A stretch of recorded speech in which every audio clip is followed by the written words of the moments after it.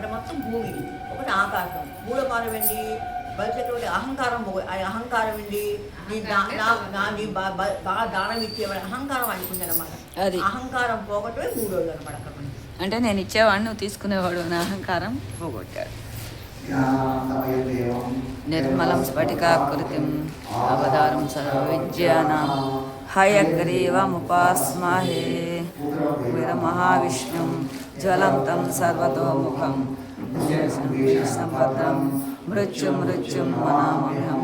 శ్రీపరాశర భట్టార్యః శ్రీరంగేశ పురోహితః శ్రీవత్సాంకుశ శ్రీమాన్ శ్రేయసే మేస్తు భూయసే ఆపదామపహర్తారం తతరం సర్వసంపదాం లోకాభిరామం శ్రీరామం భూయో భూయో నమామ్యహం.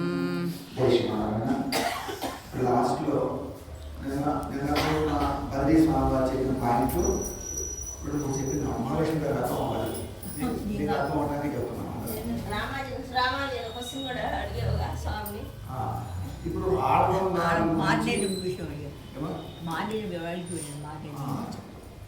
మీరు చెప్పింది కొంచెం వాళ్ళకి ఎంతవరకు వెళ్ళిందా లేదా అనేది కొంచెం అర్థం ఉంటాయి. అన్నాక ఆల్బందారులు రేవు పేరు అన్నమాట. ఒక ఆల్బందారులు ఎక్కడైతే స్నానం చేశారో కావేరీ నదిలో ఆల్బందారులు ఆయన అక్కడ వాళ్ళకి అట్లా చేస్తే అర్థం కాదు. అందువల్ల ఏంటంటే ఆల్బందారులు ఒక కావేరీ నదిలో ఒక రేవు దగ్గరికి వెళ్ళి స్నానం చేసేవాళ్ళు. మీకు అర్థమవుతున్న పాయింట్. ఆయన సంబంధికంగా ఆయన ఆచారుగా భావిస్తారు రామాంజులు వారు. ఎవరు ఆడబందారు. కానీ వాళ్ళిద్దరు కలవల. ఎప్పుడు ఆడబందారు రామాంజులు దేవ సంబంధం కలవల, కానీ ఆచార భావం ఉండేది వారి పట్ల. ఒక కోనేరులో అది ఒక కావేరీలో ఒక ఘాటుకి వెళ్ళి స్నానం చేసేవాళ్ళు. ఎక్కడండి ఆడబందారు చేస్తే నీరు ప్రవాహం మారుతూ ఉంటాయి కదా. అంటే ఇక్కడి నుంచి ఒక దశ ఒక తీసుకెళ్తుంటాయి. అంటే ఇటు వెళ్తుంటే ఇటు అది చెప్పలేదు కదా. అది ఏ దిశకైతే నీరు ప్రవహించిందో ఆ దిగువ భాగంలోకి వెళ్ళి నెక్స్ట్ కొంచెం జరిగి ఆ కింద భాగంలో స్నానం చేసేవాడు. ఎవరు? ఎందుకు చేశారు స్నానం? మా ఆచార్య వారు స్నానం చేసిన తీర్థం మా దగ్గరికి రావాలి, దాంట్లో నేను చెయ్యాలి. మీకు అర్థం నా భావం. మీకు ఏంటంటే ఆడవాళ్ళ గురించి చెప్పి వాళ్ళు క్యాచ్ చేశారు. మీకు అర్థం కాదు, నాకు అర్థమైందన్నమాట. సో అక్కడ ఏంటంటే ఆ యొక్క గురు భక్తి, ఆచార్య యొక్క భక్తి అట్లా ఉండి ఆ కిందకు వచ్చిన తీర్థాన్ని మనం అక్కడ స్నానం చేయాలని చేశారు అన్నమాట. అట్లా ఇంకో పాయింట్ చెప్పారు ఇందాక. ఇంకోటి చెప్పాను తొండరపడి ఆడవాళ్ళ గురించి చెప్తూ మీరే వినండి జాగ్రత్త పడాలి. చెప్తూ వాళ్ళు ఏంటంటే భగవత్ కైంకర్యం కోరుకోవాలి. ఏం కోరుకున్నారు? రథరాజులు కీర్తించిన తర్వాత నాకేం కావాలన్నాడంటే భాగవత్ కైంకర్యం కావాలి. అంటే భావనారాయణ స్వామి వారికి ఏం సేవ చేయగలరు? భావనారాయణ స్వామి నమ్మిన వాడు ఉంటారు కదా, నమ్మిన వాడు వాళ్ళనే భాగవతులు అంటారు. భాగవతులు అంటే ఏం లేదు, భగవంతుని పూర్తిగా నమ్మిన వాళ్ళు. భగవంతుని పూర్తిగా నమ్మిన అది కూడా ఏదైనా పరమాత్మని ఎవరో ఆ పెరి బ్రహ్మాండం తీసుకోవాలి. అట్లా నమ్మిన వారికి ఏం చేయమన్నాడు? సేవ చేసే భాగ్యం నాకు ఇవ్వమన్నాడు. అది చాలా మీరు డెప్త్ అన్నమాట. భాగవత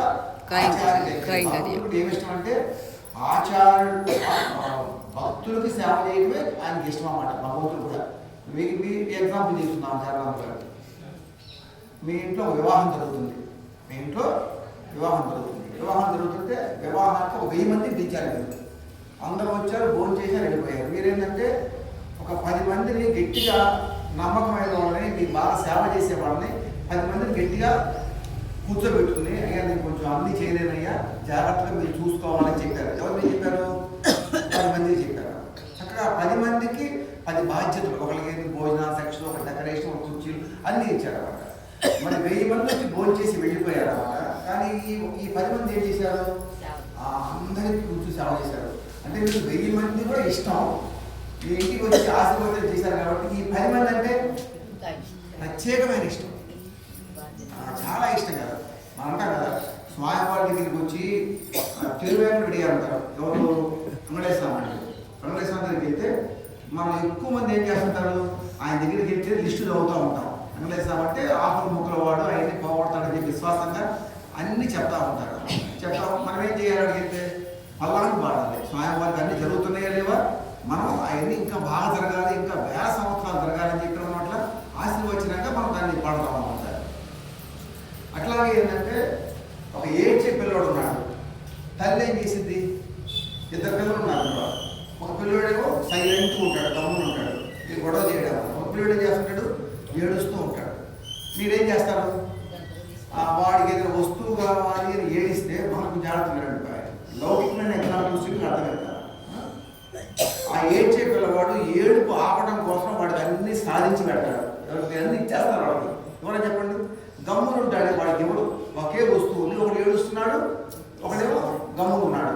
మీరేం చేస్తారు? శారదమ్మ గారు ఎవరికి ఇస్తారు ఆ వస్తువు? ఏడ్చే వాడికి ఇచ్చేస్తారు. ముందు ఆ వస్తువు తీసుకురా పోవాలి.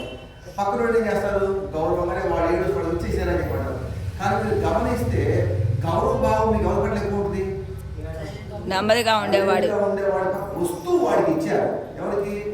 ఏడ్చేవాడికి. కానీ మీకు గౌరవం అయితే ఎక్కువ. వీడండి సైలెంట్, మా వాడు ఏదైనా అడ్జస్ట్ అయిపోతారండి, ప్రేమ ఎక్కువ, వీడు ఏదైనా సాధిస్తారండి అంటే ఏడ్చి. సో అట్లా భగవంతుడి దగ్గరికి వచ్చి కోరికలు చెప్పుకునే వాళ్ళంతా ఏ బ్యాచ్? మనం సైలెంట్గా ఉండి భగవంతుడికి అన్ని బాగా జరగాలి, రామనారాయణ స్వామి ఇంకా కైంకర్యాలు బాగా జరగాలి, భక్తులు ఇంకా రావాలి, ఇంకా కైంకర్యం చేసుకోవాలి, సేవ చేసుకోవాలి అని చెప్పి అంటూ ఉన్నారు అనుకోండి. ఆ బ్యాచ్ అంటే స్వామివారికి ఇష్టం. వీళ్ళు ఎవరు ఏడవు అంటే మన భగవంతుడి దగ్గర మీకు ఎప్పుడు చెప్పాలంటే మనకి ఏం కావాలి అని చెప్పంటే నాకు ఏది మంచిదో అయిపోయా అని చెప్పండి. నాకు ఏది మంచి అయితే అది. మన దిష్టి పెట్టకూడదు. ఏది మంచి అయితే అది కానీ కామానికి పూర్తిగా అనమాట. ఏది మంచిదో అది నాకు ఇవ్వు అని చెప్పి కామ పెట్టి నువ్వు నాకు ఇచ్చింది మంచిది అనే భావం కలిగించాలి. మన స్వామి రెండు ఉన్నాయి అన్నమాట. ఇచ్చారు, తీసుకున్నారు, కానీ ఏడుస్తూ ఉంటాం. ఏదో నాకు ఇది వచ్చింది, ఇది వచ్చింది. మనం ఏం చేయాలి? ఆ ఇచ్చిన దాన్ని ఏం చేయాలి? అదే ఆయన కానుకగా స్వీకరించాలి. ఆ ఇచ్చింది అనే ఆయన అదే రావాలి. ఇచ్చింది అనేది నాకు మంచిది అనే భావం కలిగించాలి ఆయన. అంటే మీకు ఏదైతే మంచిదో అది ఇవ్వాలి. పాయింట్ 1. పాయింట్ 2 ఏంటి? ఆయన ఇచ్చింది పాయింట్ 1 కామ ఇంకా పూర్తి కాదు. నెక్స్ట్ ఏదైతే మీకు వచ్చిందో అదేం చేయాలి? సాటిస్ఫై. అది మంచిది అనే భావం కలిగింది. మన మంచిగా ఇచ్చాడు అని. అంటే మీరు సాటిస్ఫై అయ్యే వాళ్ళకంటే కూడా మంచిది ఆయనే ఇస్తున్నాడు. ఇక్కడ ఎట్లా అంటే మీకు ఏదైతే మంచిదో అది ఇవ్వమని అడగాలి. ఆ ఇచ్చింది కూడా నాకు మంచిది అనే భావాన్ని ఆయనే మనకు కలిగించాలి. అప్పుడు నువ్వు కరెక్ట్ అన్నమాట. నువ్వు అప్పుడు ప్రబలుడు అన్నమాట. అంతేగాని నువ్వు ఎప్పుడు ఏంటంటే భగవత్ కైంకర్యం కోరుకుంటూ ఈ భావంతో మనం జీవించాలి. మనం దిష్టి పెడుతున్నాం అని చెప్పంటే మనం ప్రపన్నుడు కావాలన్నమాట. ప్రపన్నుడు అంటే స్వామివారికి చాలా ఇష్టం. తెలియక ఏదైనా పెట్టినా అయ్యా మన కర్మఫలంతో ఏదైనా దోషాలు చేస్తుంటాము, మన్నించమని చెప్పి అడగాల్సిందే కానీ ఇంకేమని అడగకూడదు. అట్లాగే ఏంటంటే మనకి పేర్లు ఉంటాయి కదండి, మన చిన్నప్పుడు ఉంటాయి. మనకి ఇలా నేను పాసులు చెప్పుకున్నాను కదా, వరుడు దేవుడు అని ప్రజ్ఞుడు అని చెప్పుకుంటా వస్తున్నాను. అంటే గోదాము గారు అయితే చేసే క్వాలిటీని బట్టి ఆ పని వాళ్ళు పిలుస్తున్నారు. అంటే మీరు వర్ష దేవుడు అనుకుంటే అంటే వార దేవుడు అనుకుంటా వర్ష దేవుడు. అలా మనం గమనిస్తే మన చిరగంజాలో మీకు కొన్ని వ్యాపకాలు చేసే వాళ్ళకి వాళ్ళ పేరుతో మనం పిలుస్తుంటారు. గమనించారు? అంటే వాళ్ళు సపోజ్ బంక్స్ వాడగారు ఉన్నారు అనుకోండి, వాళ్ళ వ్యాపారం మీరు అర్థమవడం చెబుతున్నారు. చక్కగా అందరికీ బంకు పెట్టుకుని అమ్మేవాడు చిన్నప్పుడు. ఆయన ఎవరు? సుబ్బారావు అని చెప్పాను. మళ్ళీ గారంటే అది తెలియదు అన్నమాట. కానీ ఆ పక్కన ఆయన చేసే వృత్తి కొంతకాలం ఆయన చేశాడు కాబట్టి ఆ పేరు సంబంధంగా పిలిస్తే వెంటనే అర్థం పెడతాం. అట్లా ఏంటంటే అదే అది నేను చెప్పాలి. అందరూ అట్లా ఏంటంటే కొన్ని వాళ్ళు చేసే పనులు బట్టి వాళ్ళకి ఏం చేస్తారు అట్లా. ఆ విధంగా ఏంటంటే మా ఊళ్ళో అయితే దండాలు వేస్తామని చాలా అందరూ నమస్కారం పెడతారు. అందరికి ఏంటంటే ఏదైనా పేర్లు ఉన్నాయి, ఆయన మాత్రం ఏంటంటే మంచి పేరు పెడుతున్నాడు. ఎవరు పెట్టినా ఏంటంటే దండా వెంకటస్వామి అంటేనే తెలిసిందండి. ఆయన శివ వాళ్ళ నమస్కారం అంటే నేను చూశాను కదా, ఆయన నమస్కారం పెట్టడం మాకు తెలియదు కానీ చూశాను ఆయన. సో ఆయన నా పేరు వచ్చింది. అట్లా ఏదైతే గోదాదేవి వర్షదేవుడు ఏం తెచ్చింది? వరుణదేవుడు వృత్తిని బట్టి తెచ్చింది అన్నమాట. అట్లా అంట మనందరికీ ఒక కామన్ పేరు ఉందంట. బాగా నోట్ చేసుకోండి, మానేస్తారు. మనందరికీ ఒక కామన్ పేరు ఉంది. మీ పేరు మహాలక్ష్మి, మీ పేరు ఇందిర, లక్ష్మి, రకరకాల పేర్లు ఉన్నాయి కదా. మనందరికీ కామన్ పేరు ఏంటంటే ఆత్మ సంబంధంగా అడియేన్ అని చెప్పాలంట. అడియేన్, అడి దాసుడని. మనందరి వృత్తి ఏంటి?